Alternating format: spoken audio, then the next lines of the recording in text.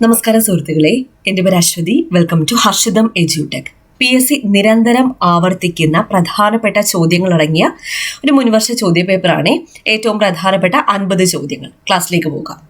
ആദ്യത്തെ ചോദ്യം, COVID-19 തടയുന്നതിന്റെ ഭാഗമായി ഇന്ത്യയിൽ ആദ്യമായി കർഫ്യൂ ഏർപ്പെടുത്തിയ സംസ്ഥാനം ഏതാണ്? പഞ്ചാബിലാണ് ഇന്ത്യയിൽ ആദ്യമായി കർഫ്യൂ ഏർപ്പെടുത്തിയത്. മനുഷ്യ ശരീരത്തിലെ രക്തവുമായി ബന്ധപ്പെട്ട ശരിയായ പ്രസ്താവനകൾ തിരഞ്ഞെടുക്കുക. ഇവിടെ ശരിയായിട്ടുള്ള പ്രസ്താവനകൾ: രക്തകോശങ്ങൾ പ്രധാനമായും 3 തരത്തിൽ കാണപ്പെടുന്നു. ഹീമോഗ്ലോബിനിൽ അടങ്ങിയിരിക്കുന്ന മൂലകമാണ് ഇരുമ്പ്. ഇത് രണ്ടുമാണ് ശരിയായിട്ടുള്ള പ്രസ്താവനകൾ. 2021 അന്തരിച്ച യശ്പാൽ ശർമ്മ ഏത് കായിക ഇനവുമായി ബന്ധപ്പെട്ടിരിക്കുന്നു? യശ്പാൽ ശർമ്മ ക്രിക്കറ്റുമായി ബന്ധപ്പെട്ടിരിക്കുന്നു. ക്രിക്കറ്റ്. ഇന്ത്യയിലെ ആദ്യത്തെ ട്രാൻസ്ജെൻഡർ ഫുട്ബോൾ ടീം സ്ഥാപിച്ച സംസ്ഥാനം ഏതാണ്? മണിപ്പൂരാണ് ഇന്ത്യയിലെ ആദ്യത്തെ ട്രാൻസ്ജെൻഡർ ഫുട്ബോൾ ടീം സ്ഥാപിച്ച സംസ്ഥാനം. ഇന്ത്യയുടെ രണ്ടാമത്തെ ചാന്ദ്രപര്യവേഷണ ദൗത്യമായ ചന്ദ്രയാൻ 2 വിക്ഷേപിച്ചത് എന്ന്? ചന്ദ്രയാൻ 2 വിക്ഷേപിച്ചത് 2019 ജൂലൈ മാസം 22-നാണ്. 2022 കേരളത്തിൽ നിന്നും പത്മശ്രീ അവാർഡ് ലഭിച്ച സാമൂഹ്യ പ്രവർത്തക ആരാണ്? KV റാബിയയാണ്. KV റാബിയ. കേരളത്തിലെ രണ്ടാമത്തെ മുഖ്യമന്ത്രി പട്ടം താണുപിള്ള. കൊഴിഞ്ഞ ഇലകൾ ആരുടെ ആത്മകഥയാണ്? കൊഴിഞ്ഞ ഇലകൾ ജോസഫ് മുണ്ടശ്ശേരിയുടെ ആത്മകഥയാണ്. ജോസഫ് മുണ്ടശ്ശേരി. കേരള പാണിനി എന്നറിയപ്പെടുന്നത് ആര്? കേരള പാണിനി AR രാജരാജവർമ്മയാണ്. AR രാജരാജവർമ്മ. 67ാമത് ദേശീയ ചലച്ചിത്ര പുരസ്കാരത്തിലെ മികച്ച ചിത്രം ഏത്? മരക്കാർ അറബിക്കടലിന്റെ സിംഹമാണ്. മരക്കാർ അറബിക്കടലിന്റെ സിംഹം. ഇന്ത്യയുടെ അക്ഷാംശ സ്ഥാനം 8 ഡിഗ്രി 4 മിനിറ്റ് നോർത്ത് മുതൽ 37 ഡിഗ്രി 6 മിനിറ്റ് നോർത്ത് വരെയാണ് ഇന്ത്യയുടെ അക്ഷാംശ സ്ഥാനം. ലഡാക്കിൽ ഏറ്റവും തണുപ്പുള്ള ജനവാസ സ്ഥലം ഏതാണ്? ദ്രാസ് വാലിയാണ് ലഡാക്കിലെ ഏറ്റവും തണുപ്പുള്ള ജനവാസ സ്ഥലം. അപ്പൊ നമ്മുടെ ഹർഷിതം എജ്യൂടെക് ആപ്പിൽ ഇപ്പോൾ നടന്നുകൊണ്ടിരിക്കുന്ന 10th പ്രിലിംസ്, ഇനി വരാനിരിക്കുന്ന 10th മെയിൻസ് മുതലായ പരീക്ഷകൾക്ക് വേണ്ടിയിട്ട് ബാച്ചുകൾ ഓൾറെഡി സ്റ്റാർട്ട് ചെയ്തിട്ടുണ്ട്. അപ്പോൾ ഇപ്പൊ കഴിഞ്ഞ 10th പ്രിലിംസ് 1ാം ഘട്ട പരീക്ഷയുടെ റിലേറ്റഡ് ഫാക്ട്സ് 100 ചോദ്യങ്ങളുടെയും റിലേറ്റഡ് ഫാക്ട്സ് ഞാൻ നമ്മുടെ ആപ്പ് വഴിയാണ് നൽകുന്നത്. ഈ വരുന്ന ഘട്ടങ്ങളുടെ എല്ലാ റിലേറ്റഡ് ഫാക്ട്സ് നമ്മുടെ ആപ്പിൽ നിങ്ങൾക്ക് കിട്ടുന്നതായിരിക്കും. അതുപോലെ 10th മെയിൻസിന്റെ ക്ലാസ് ഉടനെ തന്നെ പുതിയൊരു ബാച്ച് സ്റ്റാർട്ട് ചെയ്യുന്നുണ്ട്. ഓൾറെഡി ഒരു ബാച്ച് പോകുന്നുണ്ട്, ഉടനെ തന്നെ പുതിയൊരു ബാച്ച് സ്റ്റാർട്ട് ചെയ്യുന്നുണ്ട്. അപ്പോൾ ഇനി പഠിച്ചു തുടങ്ങാൻ വേണ്ടിയിട്ട് ഇപ്പോൾ 1ാമത്തെ ഘട്ടത്തിൽ ഇപ്പോൾ പരീക്ഷ കഴിഞ്ഞ കുറച്ച് പേര് ഉണ്ടായിരിക്കുമല്ലോ, അപ്പോൾ അവർ കൂടെ വേണ്ടിയിട്ട് പുതിയൊരു ബാച്ച് ഞാൻ ഉടനെ തന്നെ സ്റ്റാർട്ട് ചെയ്യും. അപ്പോൾ നമ്മുടെ ഹർഷിതം എജ്യൂടെക് ആപ്പിലാണ് ക്ലാസ് വരുന്നത്. അതുപോലെ വരാനിരിക്കുന്ന village field assistant, Bevco LD, company LGS, fireman മുതലായ പരീക്ഷകൾക്ക് വേണ്ടിയിട്ട് ബാച്ചുകൾ സ്റ്റാർട്ട് ചെയ്തിട്ടുണ്ട്. അഡ്മിഷൻസ് ഓപ്പൺ ആണ്. Full syllabus coverage, sure short current affairs, monthly current affairs, PSC previous questions with related facts, SCRT NCRT ക്ലാസ്സുകൾ മുതലായവയെല്ലാം ആ ഒരൊറ്റ കോഴ്സിൽ, ഏത് കോഴ്സാണോ നിങ്ങൾ എടുക്കുന്നത് ആ കോഴ്സുകളിലെല്ലാം ഈ പറയുന്ന കാര്യങ്ങളിലൊക്കെ ലഭ്യമായിരിക്കും. ഓക്കെ. കൂടാതെ ജനറൽ PSCക്ക് വേണ്ടിയിട്ട്, ഏതൊരു പരീക്ഷയ്ക്ക് വേണ്ടിയും പ്രിപ്പയർ ചെയ്യാൻ ജനറൽ PSCക്ക് വേണ്ടിയിട്ടും ഒരു ബാച്ച് സ്റ്റാർട്ട് ചെയ്തിട്ടുണ്ട്. അപ്പോൾ ക്ലാസ് കണ്ട് എന്തെങ്കിലും ഡൗട്ട് ഉണ്ടെങ്കിൽ എന്നോട് ഡയറക്ട്ലി ചോദിച്ച് ക്ലിയർ ചെയ്യാനുള്ള ഓപ്ഷനും ആപ്പിൽ അവൈലബിൾ ആണ്. സ്റ്റഡി പ്ലാൻസ് ഒക്കെ ഉണ്ടായിരിക്കും കേട്ടോ. ജനറൽ PSCക്ക് സ്റ്റഡി പ്ലാൻ ഇല്ല, ബാക്കി എല്ലാ കോഴ്സിനും സ്റ്റഡി പ്ലാൻ ഉൾപ്പെടെയാണ് നിങ്ങൾക്ക് കോഴ്സ് തന്നിരിക്കുന്നത്. അപ്പോൾ അത് വെച്ച് കൃത്യമായിട്ട് അങ്ങ് പഠിച്ചു പോയാൽ മതി. അപ്പോൾ ആപ്പ് ഡൗൺലോഡ് ചെയ്യുന്ന ലിങ്ക് ഞാൻ ഡിസ്ക്രിപ്ഷൻ ബോക്സിൽ കൊടുത്തേക്കാം. കൂടാതെ പ്ലേ സ്റ്റോറിൽ ഹർഷിതം എജ്യൂടെക് എന്ന് സെർച്ച് ചെയ്താൽ നമ്മുടെ ആപ്പ് നിങ്ങൾക്ക് കിട്ടുന്നതായിരിക്കും. ഇന്ത്യയിലെ ശീത മരുഭൂമി ഏതാണ്? ഇന്ത്യയിലെ ശീത മരുഭൂമി ലഡാക്ക് ആണ്. ലഡാക്ക്. എവറസ്റ്റ് കൊടുമുടി സ്ഥിതി ചെയ്യുന്ന രാജ്യം ഏത്? എവറസ്റ്റ് കൊടുമുടി സ്ഥിതി ചെയ്യുന്നത് നേപ്പാളിലാണ്. നേപ്പാൾ. ദേശീയ ജലപാത 1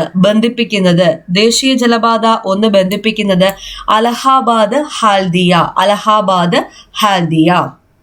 Visvesvaraya iron and steel works limited സ്ഥിതി ചെയ്യുന്നത് എവിടെയാണ്? കർണാടകയിലാണ് Visvesvaraya iron and steel works limited സ്ഥിതി ചെയ്യുന്നത്. ഏത് തരം കൽക്കരിയാണ് തമിഴ്നാട്ടിലെ നെയ്വേലിയിൽ കാണപ്പെടുന്നത്? തമിഴ്നാട്ടിലെ നെയ്വേലിയിൽ കാണപ്പെടുന്നത് ലിഗ്നൈറ്റ് ആണ്. ലിഗ്നൈറ്റ്. ഇന്ത്യയിലെ ഏറ്റവും വലിയ കൽക്കരിപ്പാടം സ്ഥിതി ചെയ്യുന്നത് എവിടെയാണ്? ഝാറിയ, ജാർഖണ്ഡ്. ജാർഖണ്ഡിലെ ഝാറിയയിലാണ് ഇന്ത്യയിലെ ഏറ്റവും വലിയ കൽക്കരിപ്പാടം സ്ഥിതി ചെയ്യുന്നത്. ഇന്ത്യയിൽ ആദ്യമായി പെട്രോളിയം ഖനനം ചെയ്തത് എവിടെ? ഇന്ത്യയിൽ ആദ്യമായി പെട്രോളിയം ഖനനം ചെയ്തത് ദിഗ്ബോയിലാണ്. ദിഗ്ബോയ്. ഇതൊക്കെ SCRT ഫാക്ട്സ് ആണ്. കൊങ്കൺ റെയിൽവേ ബന്ധിപ്പിക്കുന്നത് കൊങ്കൺ റെയിൽവേ ബന്ധിപ്പിക്കുന്നത് റോഹ മംഗലാപുരം. ഇന്ത്യൻ ഭരണഘടനയിലെ മൗലികാവകാശങ്ങളുമായി ബന്ധപ്പെട്ട പ്രസ്താവനകളാണ് ചുവടെ നൽകിയിരിക്കുന്നത്. ശരിയായവ തിരഞ്ഞെടുക്കുക. ശരിയായവ ഭാഗം 3 മൗലിക അവകാശങ്ങൾ ഉൾപ്പെടുത്തിയിരിക്കുന്നത്. ന്യായവാദാർഹമാണ് സ്വത്തവകാശത്തെ ഒഴിവാക്കി.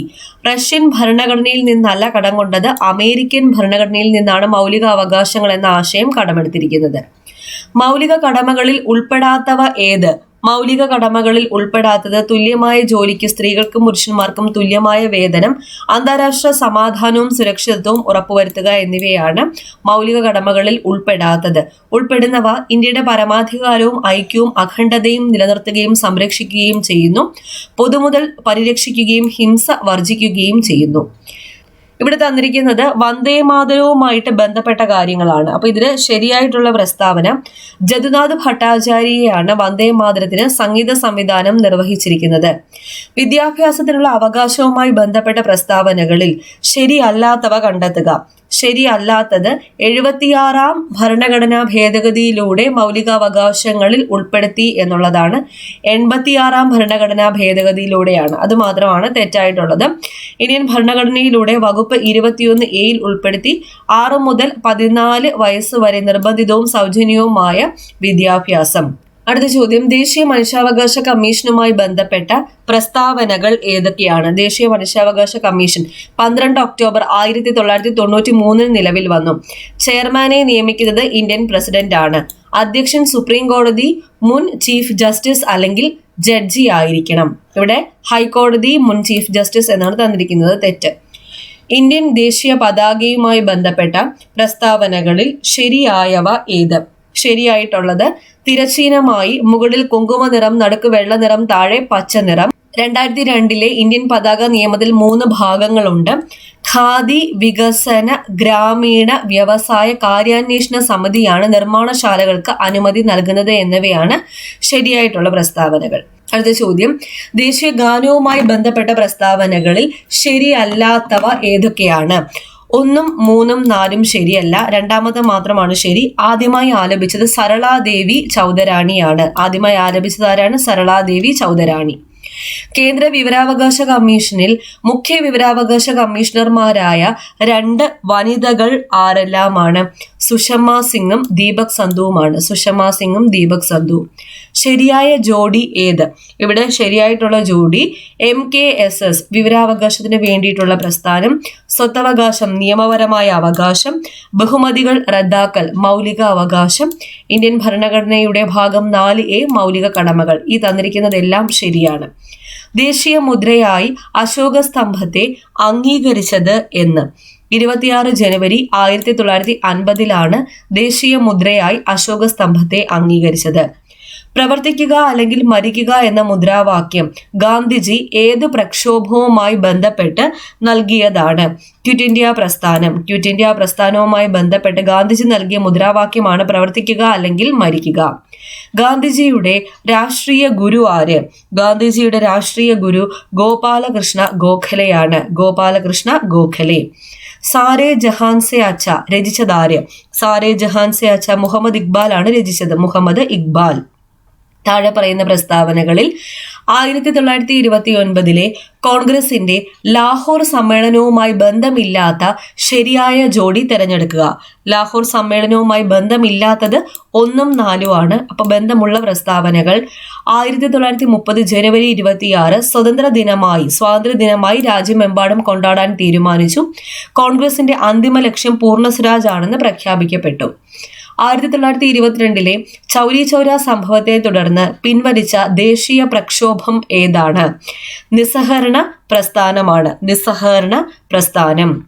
1928 സർദാർ വല്ലഭായ് പട്ടേൽ ഗുജറാത്തിലെ കർഷകർക്ക് വേണ്ടി സംഘടിപ്പിച്ച സത്യാഗ്രഹം ഏത്? ബർദോളി സത്യാഗ്രഹമാണ്. ബർദോളി ഗാന്ധി എന്നറിയപ്പെടുന്നത് സർദാർ വല്ലഭായ് പട്ടേൽ. ഹോം റൂൾ പ്രസ്ഥാനവുമായി ബന്ധമുള്ള നേതാക്കളുടെ ശരിയായ ജോഡി തിരഞ്ഞെടുക്കുക. ആനി ബസന്റ്, ബാലഗംഗാധര തിലക് എന്നിവരാണ് ഹോം റൂൾ പ്രസ്ഥാനവുമായി ബന്ധമുള്ള നേതാക്കൾ. മുസ്ലിങ്ങൾക്ക് പ്രത്യേക നിയോജക മണ്ഡലങ്ങൾ അനുവദിച്ച നിയമം ഏതാണ്? മിന്റോ മോർലി പരിഷ്കാരങ്ങളാണ്. Minto Morley ഭരണപരിഷ്കാരങ്ങൾ.